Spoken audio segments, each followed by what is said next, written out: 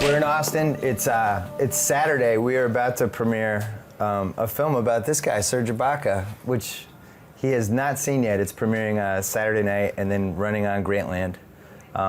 It is called Son of the Congo. Very proud of this. Our first feature film for Grantland, basically. And you have not seen it yet. Not yet, not yet. Are you nervous? Little bit. My people, they want to surprise me, so I'm kind of nervous a little bit. You know, we turned it into a comedy. Excuse me? Yeah, we put a little. No, we didn't. What do you think's gonna happen in it? Well, one thing for sure I know is people gonna learn who is Serge Ibaka, and they're gonna learn a lot of things in life, you know. And that's one thing I know. It's interesting, like the point you're at in your career, because you've been on good teams pretty much the whole time. And people just think of you as Serge Ibaka, the guy who plays with Durant and Westbrook on the playoff team. And exactly. But you've had this whole backstory. I mean, I didn't know about it. I feel like I know more about basketball than just about anybody. I knew where you came from. I didn't know really anything else. What made you want to tell your story now? Well, since I was young, my first time when I left Congo to go play in Europe, that's where I was starting to, you know, to think, you know, to vision myself. You know why? I would really like people to know my story, you know, especially kids, young people to know, because, you know, sometimes in this life, we think like, when you have something and we still gonna complain, people, everybody. Right now, sometimes I complain about something, you know, but then I sit down myself and I say, why you complain about something when you don't know really what people be going through with all those things in life? Right. So since Spain, I was always thinking and dreaming like, you know, I would like one day, you know, to see young people learn something from Serge Ibaka, you right. know. And thank God now, and thank you, you know, for giving me this opportunity to show the young people and to show the world, like, everything's possible. Well, it was an easy decision for us because it's a very good film. Thank you. But I think, you know, you said like you beat the odds. The odds were, I would say, really, really stacked against you. And you had some natural physical gifts, but there's a bunch of other stuff that needed to happen too. Mm-hmm. It's interesting to hear you say that, like right now, your body's a little banged up. Like you're probably bummed out that you can't play and like you have little things that happen in your life. But it's interesting that you go way back and think, oh man, I mean, is it fair to say you're thinking every once in a while you remind yourself, I should be grateful? Yes, like I said, nobody's perfect. Yeah. Nobody's perfect. Sometimes I get down a little bit, try to complain or think differently, but then I get exam for myself too, like, you know, and that's why I'm here. It's something keep helping me to be the man I'm right now, and I'm sure I have a lot to learn. I'm gonna get better. I know it's easy. I know it's not gonna be easy. That's one thing I know. That's one thing I know when I wake up in the morning. I know nothing's easy. I don't want to give away too much of what happens in the film. Plus, you haven't seen it. I don't want to spoil anything. Yes. But eventually, you landed in Spain. How old were you? I was 17. Right. And at that point, people knew you were a good athlete. Yes, in Spain, and yes, probably yes. When did you know that you had a chance to potentially play basketball and get paid for it? What age? Since 8, 9. 8, 9? Yes, sir. Wow. You were like, this is happening. Yes, this happened. This is gonna be my life. I'm gonna try to give this a shot, and I'm gonna put my life, everything I have, my focus. I'm gonna sacrifice I don't know how to say, like my young moment in my life. You know, when he's young, you know, we got moment where every young. We love to do everything, you know, like everybody. But I sacrifice those moments just to stay focused and try to follow my dream. What kind of resources did you have when you knew you wanted to play basketball and get better at it? Like, what kind of equipment did you have? I think my mental, my mind, and my heart. That was the biggest thing I have at that moment. But like, how did you get like sneakers? Like at some point you must have been growing exactly, to the point. point. That's what I'm saying. It was my mind and my heart, because I was playing with no shoes. Right. You know, no shoes, no food in the stomach. But good thing about it was my mind was there and my heart was there, and I believe in God. So that's one of the biggest things too. So do you remember the first time you played on like a nice wooden floor basketball court and you had the right sneakers on? Like, do you remember what game that was? Yes, I was feeling like I am same level with Michael Jordan. Right. Yes. How old were you? I was, it was 2 years before I go in Spain, so I was 15. So you hadn't played in like on a real court till you were 15? Yes, 15 to 15. I was in South Africa. Right. Yes. So how'd you play? I was MVP, and I was the best defender, best rebounder, best scoring. Like I had like 4 trophies. And your feet probably felt better afterwards. Yeah, my feet feel better, and I was playing, with 24 hours chrono. Yeah. So everything was new and different. In that moment, I was feel like, oh, this is NBA, like this is America, Do you remember I was in Africa. Do you remember when you dunked first and stuff like that? Yes, I remember I dunked. And the first game, I remember the first game we was playing against the South Africa team, national team. And my first basket was a dunk. And I heard the crowd go crazy, and I was so exciting. I stayed up there like for 3 more seconds. It was so fun. That's one of my best moments in my life. I will never forget. When did you start playing against players that you could tell were like in your relative talent range? Like when you went to Spain? No, in South Africa. Yeah? Yes, that competition, because most of the time we was playing against Angola. Yeah. Angola in basketball in Africa, they're number one. They're number one, and we were playing against South Africa. We were playing against Nigeria. They got a lot of players. In that moment, they was playing in university here, in school here in America. So it was kind of those moments. When did you fill out? When did you get tall? When did you pass like 6'8"? I wasn't really tall since I was young. Yeah. Yeah, I wasn't really tall because my mom and dad, I come from tall family, big family, so yeah. I wasn't really tall. And then Spain happens. And you had some real players in that team. Like, that's a real league. And we were pointing before, one of your friends pointed out that George Gervin's picture, George Gervin ended up there after he played in the NBA. Actually, when I get to Spain, that's where I started dreaming like, oh, I can be an NBA player one day too. Yeah. Because when I was in Congo, my dream was just to play a professional basketball in Europe or anywhere, or in Angola. I don't care. I just want to live here and to go play professional basketball anywhere. But then when I come in Spain, that's where I start thinking like, oh yeah, like I can be an NBA player one day too. Who's the best player you played in that league? Do you remember? In the league, well, I don't remember, but there was a lot of players, like American players in that moment. Drifted over there, yeah. They player, they was good, and. At what point did people start? You could tell something was going on because people were trying to either manage you or attach themselves to you or give you things. When did that whole part of the process start? Well, again, before I get in Spain, I was first in France. Yeah. In Macon. I was there for 3 months. Then my agents and my dad, my agent go, my agent called my dad, we think, the best place for your son, is here in Spain, because in France, the team I was playing, it was like really low-key team. Like, I don't know how to explain you, and. Like a lottery team? Just like, those small place, they got team just for friends and family, stuff like that. Yeah.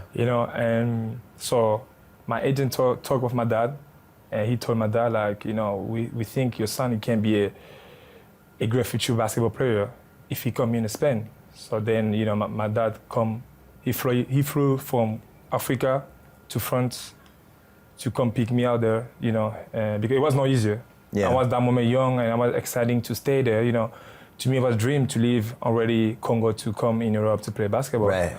And then my dad told me, we have to go in Spain because there is a better situation for you. And I said, why? Like, I'm so comfortable here. I'm happy, I'm playing, I got shoes, I got everything. I love to play basketball, Then I was young, but my dad keep telling me we have to go there. He convinced me, so then I accepted to go in Spain. That's when I get in Spain. That's where I start feeling like whoa, like everything was more about. Getting I can to say the next level. business, Yeah, next yeah. level, business. So you went from living in the Congo to going from France to Spain, which are Yes, sir. two of like probably the coolest countries to live in. Like, was your head spinning? Well, to me, the place I was in France, it was not really like Spain. Right. But the fact that I was coming from Congo, to me, it was okay. My life's here. I'm Yeah. comfortable. I'm good. That's what I was looking for. Why I'm gonna complicate my life for? Yeah. I got gym, 24 hours. I got coach. I got sneakers. I got everything. I got Yeah. food. I got place to sleep. All I can do is right now just to focus. I'm going to school. So all I can do right now is to be, focusing on basketball and play basketball. But I didn't know it was more than that in future. So Spain's a cool place. yeah, it was Beautiful great. women in Spain. Huh? I don't know if you noticed. Did you think about going to college in the States? And Yes, why didn't you? At some point, my agent told me, we got option 2 for you to go play in college in the state. Do you remember what college it was? I bet it was Kentucky. I don't know. I remember, if I'm not wrong, I think it was Chicago. Oh, like DePaul or something? Or Northwest? No. What's in I don't know. Chicago? Well, anyway, I don't remember the name actually because at that moment I didn't know nothing about what is Chicago. Right, you don't even know any. Yeah, it's you just being know spoke, so- America. And in Spain, I was very comfortable. I was playing very professional. I was getting paid a little bit. Yeah. And age of 17, I was getting a little pay. It wasn't a lot, but to me, I come from Congo and Yeah. I got family. I got 17 brothers, sisters. All those kind of stuff. To me, it was okay. I'm getting a little pay right now, and I heard a lot of stories. They told me like, you come you play in school here, they don't pay you. You live in the school, and Yeah. So to me, I was already living, kind of good life, better than before in Right. Congo. So I didn't want to really leave there to go play in school, and where I was not sure if I'm gonna really be NBA player or not. So what were you, 19 when you got drafted? I was 19, yes sir. And did you know you were going in the first round? Like, were people explaining to you that, hey, this will happen, and if you get here, this will be really good, and this is more, like, did you even understand all that stuff? Oh man, everything was crazy.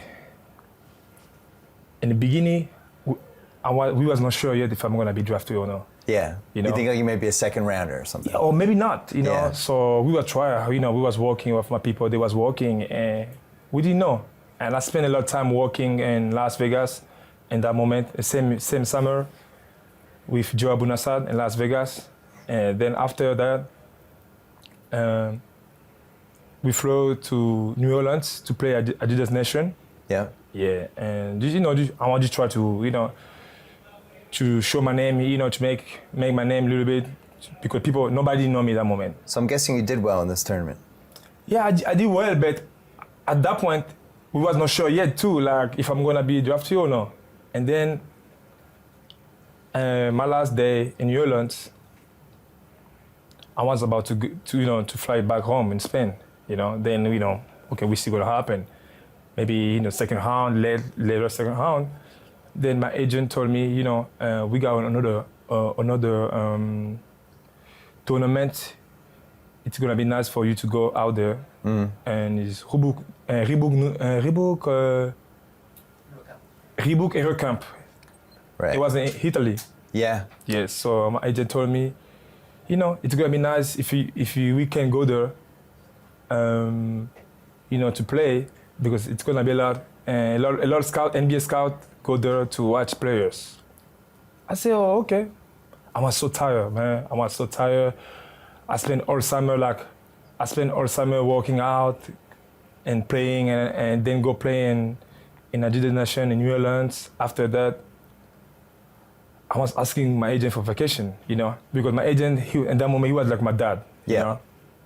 So I was saying, man, I have to go back home, man. I need some break, man. I be traveling all summer, working out, non-stop.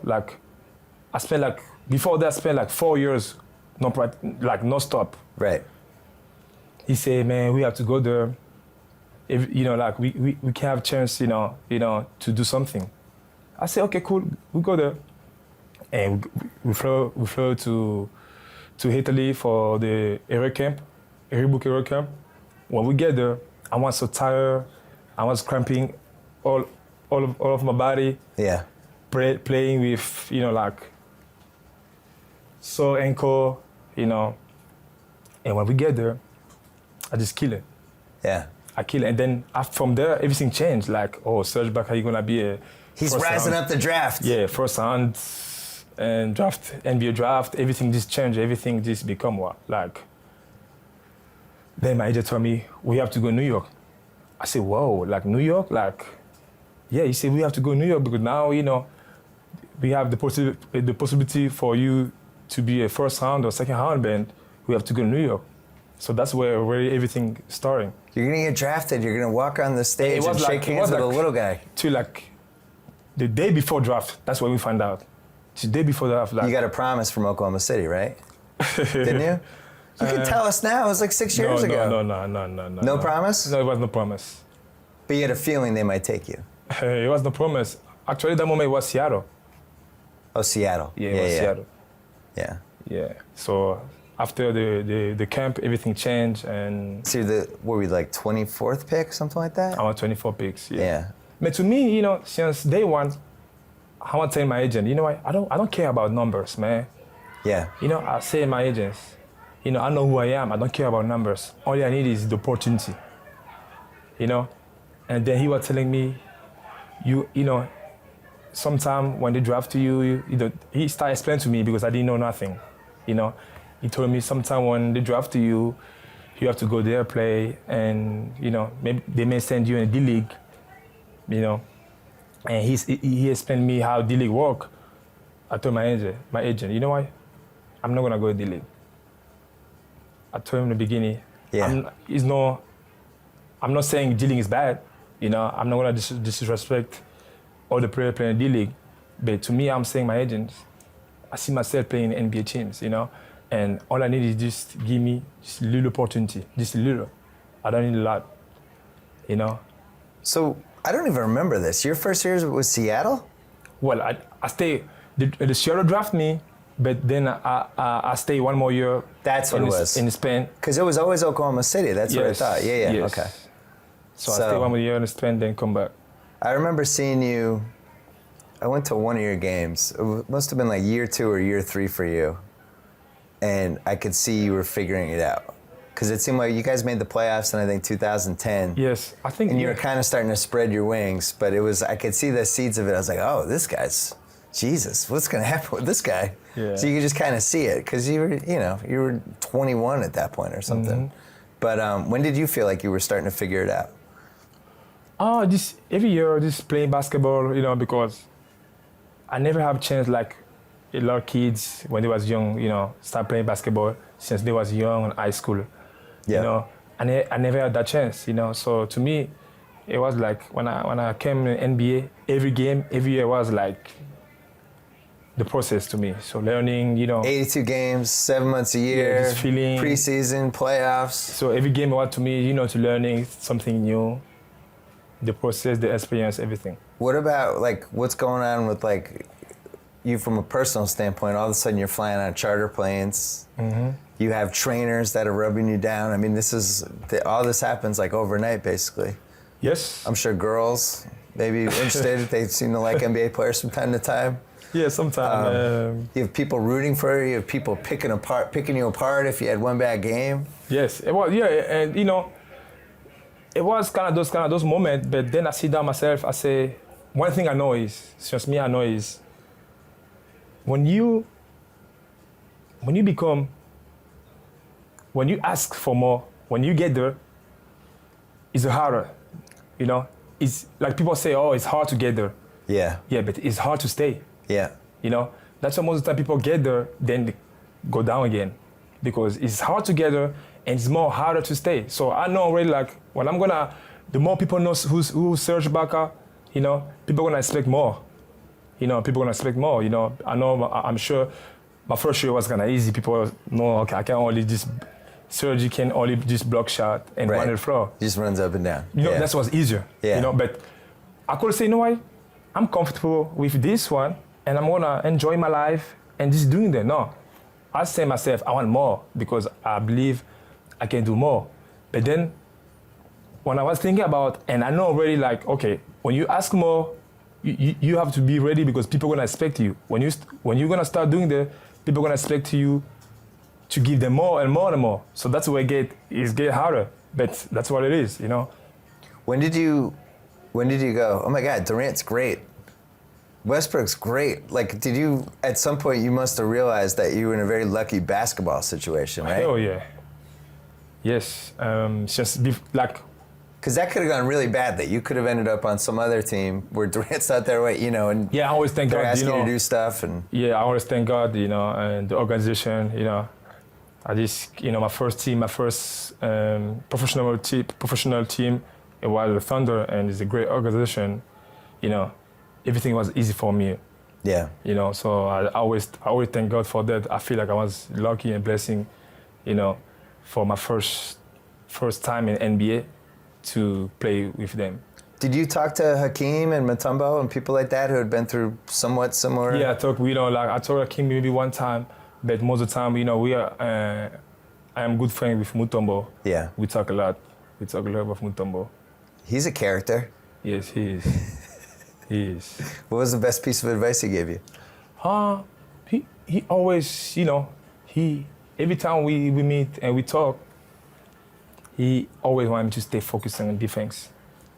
You know, because, you know, he was one of the best. Right. Protect the rim. Yes. So, you know, every time, sometime like I'm trying to shoot too much threes, come down, Serge, you have to go back and do what you starting to do it because I like seeing you doing that, you know. And we talk a lot, you know. Most of the time we talk, you know. It's not really necessary to talk here in the camera, but we talk a lot. How many languages do you speak? 4. 4. So you probably only have to use one of them when you're playing professional basketball, I'm guessing, right? Or do you have opportunities to break out the other ones? Yes. Like if you see Pau Gasol, just go right into the Spanish? Yes. Can you swear at him in Spanish and the refs don't notice? When I see Pau Gasol, I can speak in Spanish. When I see Joachim Noah, yeah. we change right in French. The last game was funny because the last game we played against them in Chicago, I was talking with Pau in Spanish, and this white Joachim just come. Right. And the same moment, I was talking with her in Spanish, I go left on in French. Like it was kind of funny. You know. And then American, you get 3 languages. That's pretty good. Actually, it was American too because then Naz Mohammed come. Yeah. And I started talking with him in English. Yeah. So it was kind of like Spanish, French, and English at the same time. It was funny. The 2012 finals. Those first 4 games were close with Miami. Mm-hmm. I mean, each one came down to basically the last minute, but you guys were on this giant stage and you were like this group of young kids basically. What do you remember from that now, a couple years later? Something I just remember, it was fun, man. It was exciting, it was fun, man. One of the big things I remember, we didn't really have this experience. Yep. You know, we didn't really see it. We didn't really know what we want. You know, like we didn't really know what we want. We're just exciting, you know. We got the crowd, you know, everybody talk about us, you know, we good. And let's just play hard and enjoy, but we didn't really know what we want. What do we want, you know, what are we looking for, you know, what it take together. Did you think you guys were a little bit nervous, or you just kind of didn't totally know what to do yet? Yeah, we didn't know what to do. Yeah. I don't think it was about nervous because, you know, if you got a player like Russell Westbrook in your team, he's never gonna have nervous. Right. You know him. Yeah. So, you know, the experience, man. We didn't have experience. We just was thinking it's gonna be easier. You know, like okay, we good team. You know, we can run up and down, make something. Serge gonna block shot. Kevin gonna cross over West, James, and we're gonna win easy. We didn't really know it takes some effort, some sacrifice, all those kind of stuff. And you need luck too. You got to stay healthy. Exactly. You got to make sure people stay together. You had Jeff Green got traded. Yeah. Pretty early on. That was the first major trade. Harden got traded later. What was it like to you guys were so tight as a team, and then somebody's like, "Hey guys, I'm leaving. I'm going to go to Boston now, or I'm going to go to Houston. How did you feel about that? Because obviously you'd never had stuff like that happen before. Yes, to me, it surprised me. It surprised me, especially about Jeff. You know, I remember we was leaving the hotel. We was in San Antonio, actually, in San Antonio, and we was leaving, going to the game. Yeah, we were leaving, go to the game, and just from the lobby, Yeah. like, you know, I saw Kevin come to me, say, hey, big fella, be ready to start tonight. I said, what? Like, you know, like, kind of scared me a little bit, you know, like. Yeah, what hey, happened? You know. I said, what happened? Like, he said, yeah, big fella, be ready to start tonight, you know. I said, what happened? Like, he didn't even want to say too loud, so I kind of go close, like, more like, what happened? What happened? Like, he said, yeah, you know, Jeff Green's gone. And that moment, normally I should be exciting, you know? I should be exciting because he's gone. You're getting some of his minutes. Yeah, but I'm telling you, I was kind of scared a little bit, like my heart, like, you know, like, you know, I was what, 20 at that moment? Yeah. And I just started playing like half a season. I was playing 1 minute, 2 minutes, 1 minute, 30 seconds.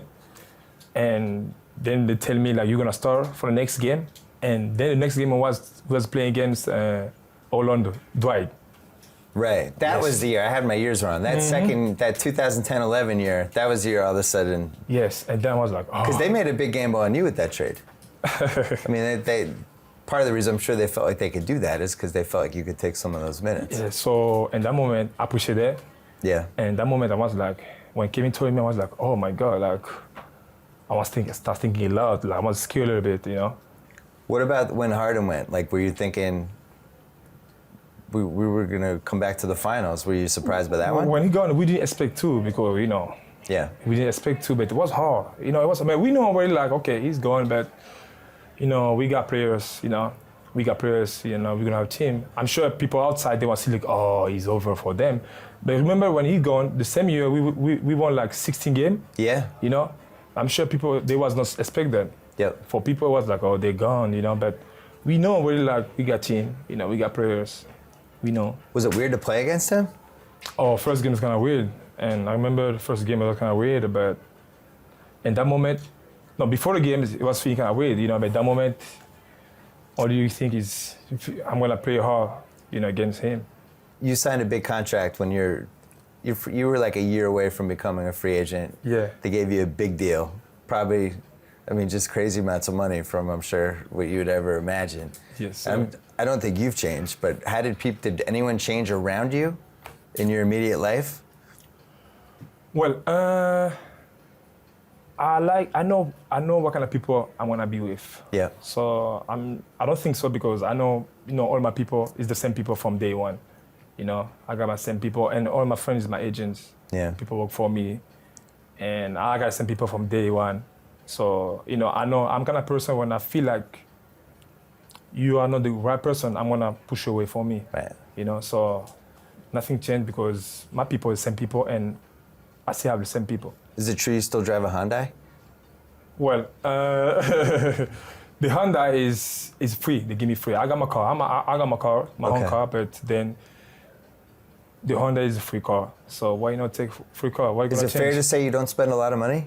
I spend a lot of money. Okay. I spend, but I'm small. Okay. You know, I spend when I need to, not because I see you have, I don't know, where something. No, I didn't spend any money on this outfit. Okay, I can tell. But I spend my money when I want to. Yeah. You know, not just because someone, oh, look him, he buys something, or I want to buy it now. I'm gonna spend when I need to and when I want to.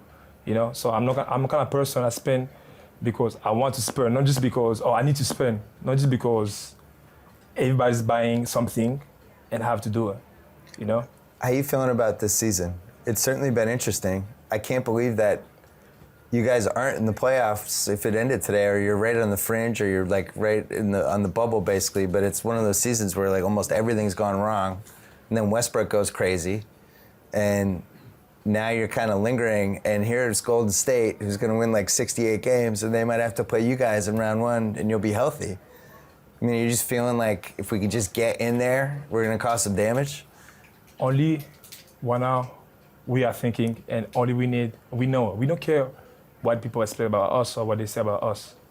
And only thing we know, and we are thinking right now is just to get in playoff. We don't care what number. You know what I'm saying? We don't care what number because we believe in us, and we don't care what number. It can be 8, 7. We don't care. And when we're gonna get there, and we're gonna make things change. Can you give me one story to explain to it? Because everyone at Grantland is fascinated by Russell Westbrook. Just give me one story of what it's like to be his teammate, just on like an average Thursday. What? Westbrook. Is he always like how we think he is? He's not always like that. Okay. You know, sometimes I sit down and say, myself, this guy, what kind of guy is, man? Like on the court, Yeah. off the court, he's a different person. Oh, okay. He's a different person. So he gets on the court, he just changes. Yeah, on the court, like he's changed. Like off the court, he's a different person. Like So who's that person? he's just a normal guy. Like you know, like funny. You know, like he just smile every time, sing. You know, do some jokes. Right. Every time, you know, like give people a hard time. Yeah. That's what he do every time. On the court, oh my God, he just like. Is he one of those people that's always competing with everybody at all times? Like even when you're in the airport trying to throw like a piece of trash in the garbage? No, compete. Like when he's off the court, he's not really compete. Yeah. He just like, you know, he just wanna talk, you know, be funny, you know, just enjoy life. But when he's on the court, he just like attack mode. Well, I'd love to talk more, but we have to go because you have to promote this awesome film we have. And the reason I want to play the podcast this way is because I want people to watch what we did here, because it's really about you going back and what your life was like there and what it's like now and how those two worlds kind of meet. You haven't seen it yet. I think I did a good job not spoiling it, right? Yeah. Yeah, Just all right. plug it. Grantland.com, it's up now. Yeah. Remember that's when it's up. Grantland.com, when you see this podcast, that also means this piece is up. We're very proud of it. Oh, thank you. And you're doing okay? Your body's... Yeah, my body okay. Well, now, you know, we're gonna see what happens, and we're gonna see. You know, it's day by day, so we're gonna see. It seems you have like a great healing capacity, as we saw in the playoffs last year, when everybody wrote you off in that playoff series, and then all of a sudden you came back and had like 20 rebounds or something. Yes. Yeah, you heal like, fast. Yes, that's Okay. that's the good thing about it. Thank God. And Yeah. All right, well, good luck. And Thank good you. luck with the reception to the film. We're really proud of it, and I think you should be really proud of it, Thank you for the too. opportunity. Really, Okay. I really think I appreciate it, because when my people told me about it, I was like, wow, I can't believe it. It's something I was dreaming about, and now I got the opportunity. I really thank you a lot. Okay. Grantland.com, you can check out the entire Serge film, Son of the Congo, split up in a couple parts, premiering at South by Southwest right now. I'm excited. Thanks for watching.